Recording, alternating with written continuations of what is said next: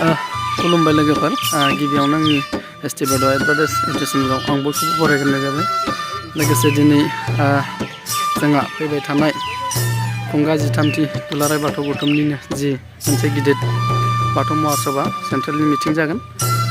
बे मिटिङावनो जोंहा थांनो थाखाय रेडि जादों मोनथाम बियाबजों लोगो नांनानै सा खैलाजुलि बियाब राङाफारा बियाब आरो खैलाजुलि बियाब बे मोनथामजों लोगो नांनानै मोसाखावरि हान्जा बिथांमोनखौ लांनो नागिरदों आरोना जोंहा बुजायगासिनो जे बेयाव थांनानै माबायदि थाहैनांगौ माबायदि आब्रुथि देखायनांगौ बेखौ एसे बानजायगासिनो आरोना दा बिथांमोना माबायदि थाङो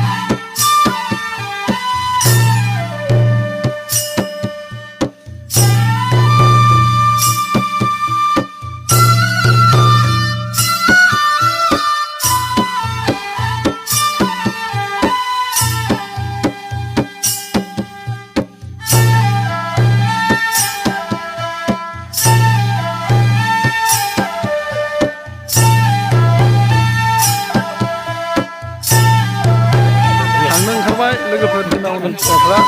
खेलामारा दुलाराय बाथौ गौथुमनि मिटिङाव मोसानो मिटिं हनै दामग्राफ्रा जोंहा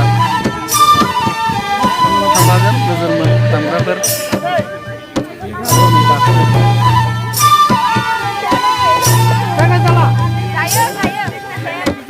जायगायानो गैला हनै जायगायानो गैला खोमा